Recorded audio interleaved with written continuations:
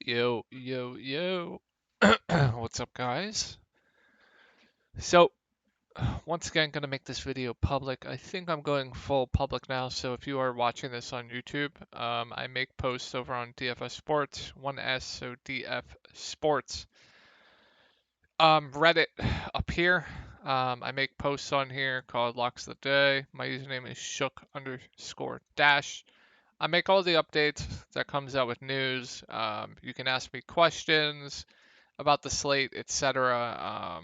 Talk really good strategy over here. Got really good players over here as well.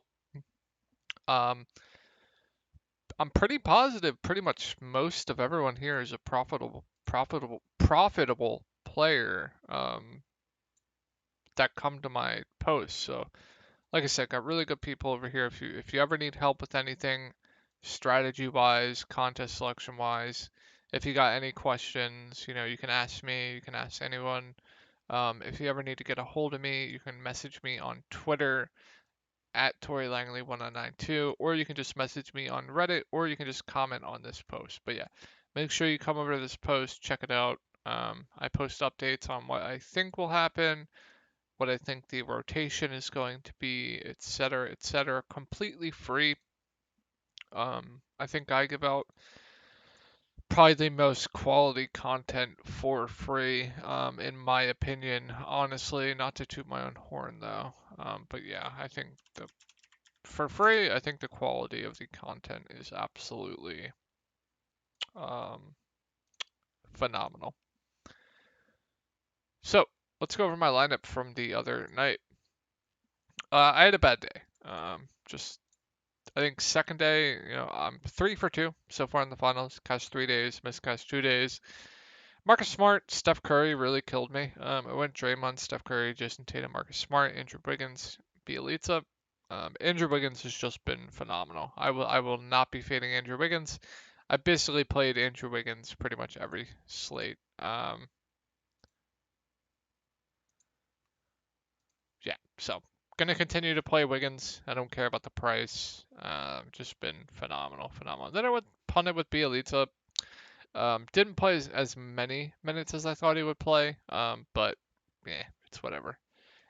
Missed the cash by like 2 or so points. So basically bubbled here. Pretty unfortunate. Draymond got ejected too. Or no, he fouled out too. So and then Steph shot like what 0 of 9 from three. Yeah, 0 of 9 from three. Really unlucky there. So yeah, one of the fewer bad nights that I've had. But we'll keep it rolling here for this game 6. Let's move these over here. Let's pull up popcorn machine. So I recommend to look at this every time after a game so you can go over each of the rotations, try and take away info from them. So let's look at Boston first. Grant Williams has been losing minutes, so it's going to be hard to get to him. Derek White lost minutes as well. They went to a bigger lineup of Al Horford playing more minutes. Derek White obviously lost minutes. Robert Williams continued to play 30 minutes, so Derek White's going to be a risky play. Al Horford's going to be a risky play. And then everyone else basically played what they normally played. I'll go over it in a minute when I'm going over the slate, but I'm expecting the rotations to tighten even more. Otto Porter Jr. 14 minutes, Draymond Green 35, fouled out as well. Probably would have played more. Andrew Wiggins is basically playing the whole game. They need him out there against Tatum, so that makes complete sense. Clay, huge minutes. Steph Curry, huge minutes. Now, Kevon Looney got into foul trouble. The guy who benefited from that was definitely Gary Payton, for sure. Otto Porter Jr. a little bit as well. But yeah, in the second half, Kevon Looney played a ton of minutes, So, and like I said, Gary Payton played 26.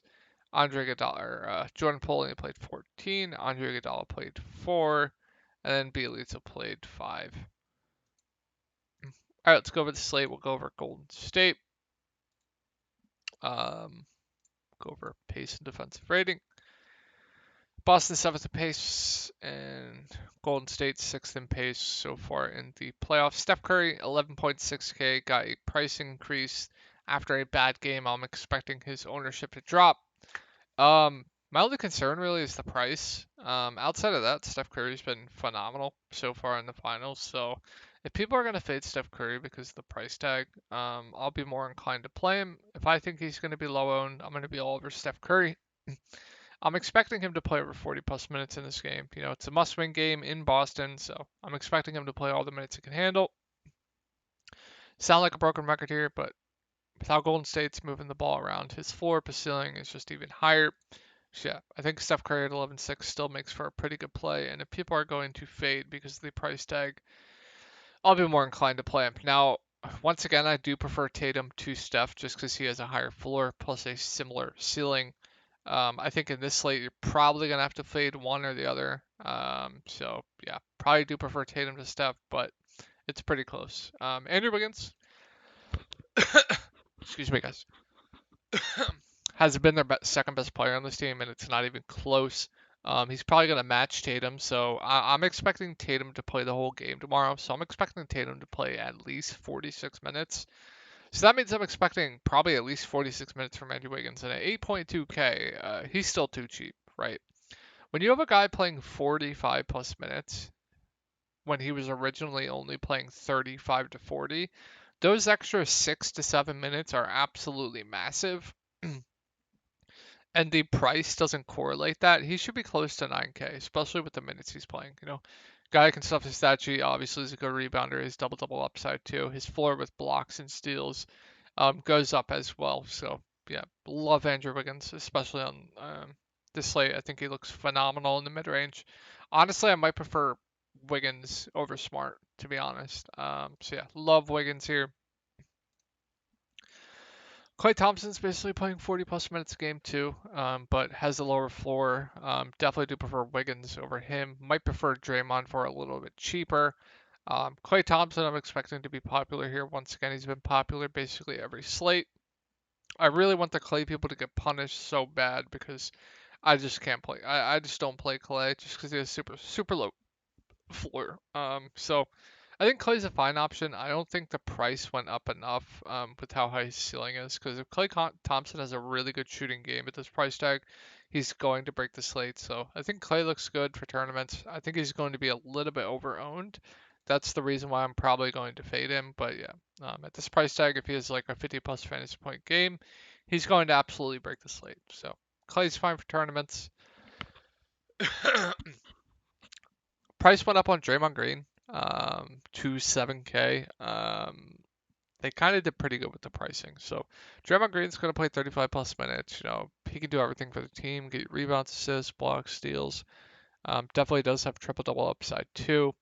7K, I don't think he's a must anymore. I still think he's a solid play, but I definitely don't think he is a must for me. But yeah, he's had terrible games. He's still paying off the price tag. So I think Draymond Green looks still like a solid option even at 7K. And then I'm really high on Kevon Looney once again here. Box score watchers are going to see this game and they are going to fade. He was extremely low owned last slate. I'm expecting him to be extremely low owned again. Probably even lower than last slate, maybe like 15 to 20%. If he's going to be 15 to 20%, I'm going to be all over Kevon Looney. People are going to look at this box score. They're going to see Barry played, and they're not going to want to play him. So Kevon Looney, I'm assuming he plays around 30 minutes. He played like 15 second half minutes, so they clearly want to give Kevon Looney minutes. And if he wouldn't have gotten to massive foul trouble in the first quarter, I would assume he would have played around 30 minutes again. Now with Steve Kerr, you definitely don't know what he's going to do. So there definitely is a risk with Kevon Looney, but if Kevon Looney is going to be extremely low owned at 6.2K, yeah, I'm pretty high on him for tournaments. Once again here, Jordan Poole lost minutes. Remember two videos ago, I said Jordan Poole might be game flow dependent. If they're up, they're probably going to go with Gary Payton. If they're down, they're going to go with Jordan Poole because if they're down, they need more offense. Jordan Poole will give them more offense. If they're up, they probably need defense. Gary Payton will give them that defense. So if you think the Warriors go out with a lead, you probably don't want to play Jordan Poole. But if you think the Warriors go down, I think Jordan Poole is actually an interesting tournament play because he's always going to be loaned. He does have a ceiling. He can go for 35 plus. So I think Jordan Poole is definitely an intriguing tournament play at 5.8K.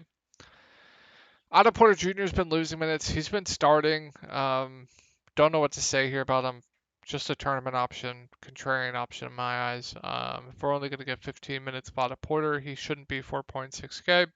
So I have no interest for now, but he could play 25 plus minutes and I wouldn't really be surprised. But just a tournament play. Gary Payton obviously got increased due to Kevon Looney foul trouble. He also probably got increased because they had a big lead. How many second half minutes did he play? He played 6. So he still played a decent amount in the second half. Okay. That was probably due to them having a lead as well. So here's what I'll say here. Gary Payton's probably going to be extremely popular tomorrow or Thursday. I honestly don't know how much he plays. He could play anywhere from 10 minutes. He can play anywhere from 25 minutes. I don't think he plays 26 minutes again, especially with Looney if he stays out of foul trouble. Well, I do think Gary Payton's going to be in the rotation. He's surely probably going to play around, anywhere from 10 to 20 minutes would be my guess. And if he's going to be extremely, extremely popular, which I expect he's going to be, and with Steve Kerr showing us that, you can never trust him with his bench rotation, I'd be more inclined to fade in tournaments considering ownership. But at 4.2K is probably, you know, since there's not any value on this slate, like if I had to pick a guy in this range, it'd probably be Gary Payton. So like below the 4K range, around the 4K range, I think Gary Payton on both teams is probably the value guy you want to look to. But considering ownership, he's going to be overowned, and the volatility of Steve Kerr's bench definitely makes me feel like I wouldn't fade for tournaments. But we will see. So I don't know what's going to happen with Bielitsa and Andre Iguodala. I doubt Andre Iguodala plays. I think he only played because Draymond got ejected. We can just look actually. Okay, you got one. Okay, so if he's only going to play 3 minutes, definitely like he's viable as a punt. Doesn't need much to pay off. Needs like 5 fantasy points. He can do that in 5 minutes, sure. So viable, but you're not going to love it. And then Bielitsa, same thing. Viable, not going to love it though. And it's a game 6, a must win, obviously. So there's a chance they all DNP, right? They can go with like a 6-7 man rotation here. My guess 7 man rotation because Jordan Poole is obviously going to be in the rotation as well. So Andre Iguodala and Bielitsa could certainly DNP, and I wouldn't be surprised. So definitely risk there with those two. Golden State 5th in pace and 6th in defensive rating. All right, so Tatum 11.2K. Like I said, has a higher forward than Steph Curry, has a similar ceiling, and he's cheaper. So I definitely do prefer Tatum. Tatum, I'm assuming, is going to play the whole game. It's a must-win game at home, game 6. I assume he's going to play 48 minutes. I really do. I don't. He might come out for like a 2-minute stint in the first half, but he's going to play all the second half. So I'm expecting 4 to 6 minutes from Tatum here, maybe even 48. Hasn't even blown up points wise, but he's a guy that can stuff the stat sheet, get rebounds, assists, blocks, steals. So I love Tatum at the top here. I definitely do prefer him to Steph. Boston is 3.5 point favorites as well. I definitely think a viable build is fading Steph and playing Jaylen Brown and Jason Tatum together while fading Steph. I think that might be a popular build among sharks. I think the pros are probably going to do a Tatum Brown build and fade Steph. I think that might be a pretty sharp build in my opinion. Since Jaylen Brown is 9.8K, you're really going to need the savings. His price didn't move; it actually went down. I'm assuming he plays 44 plus minutes as well. Guy that's a good rebounder. He's not going to do as much of the assists, but he's a more of a scorer. So the floor is definitely lower with him compared to Tatum, but the ceiling is the same. So I like both the top two guys here for Boston. Like I said, I think a popular build amongst the top players in DFS is going to be fading Steph and playing Tatum and Brown together. Marcus Smart 8K. I still think is a very, very safe option. Minutes wise for him, probably around 40. Had kind of an outlier game with his peripherals last game. Usually he's a guy that's going to get you like 4 rebounds, 5, 6, 7 assists, and like, 15 to 20 points. So definitely think he had an outlier bad performance last game. So I think Smart is definitely a safe play. Definitely a good option in the captain spot as well. I like Robert Williams here once again. I was pretty high on him last slate. I did not play him though, but Udoka seems to want to play him. Phenomenal defender, averaging almost 2.5 blocks a game. So that's already like 5 fantasy points right there. Um, if he's going to continue to play 30 minutes and his price didn't move, yeah, I think Robert Williams looks like a really good option in the mid range. Now there is still risk with Robert Williams. Like I said, I wouldn't be surprised if they limit him back to 20, 25, but I wouldn't be surprised if he plays 30. But assuming we get 30 minutes from Robert Williams, I definitely do think he's one of the better plays in the mid range. But like I said, there definitely is risk there. Al Horford played more last game. I honestly have no idea how much he's going to play. 6.6K is definitely a favorable price for him. I think at 30 minutes, he can definitely easily pay off this price tag. So I think how Al Horford's an interesting tournament option. Dark White lost minutes. Honestly, don't know. I don't know. I honestly don't know. Um, I think him losing minutes was kind of more of an outlier. I think normally we're probably going to get close to 30 or so minutes from Derek White, like 25 to 30. Um, Especially since they lost last game as well. They went more to Al Horford. Um, so there's definitely risk with Derek White. Um, he kind of needs the minutes there to pay off his price tag. So I would label him as like a risky tournament option. I definitely don't love him at 6K. I don't really think he has a ceiling. He can go for 30 plus, absolutely, but he needs the minutes to be there. Like 41 minutes, he did that. 33, he did that.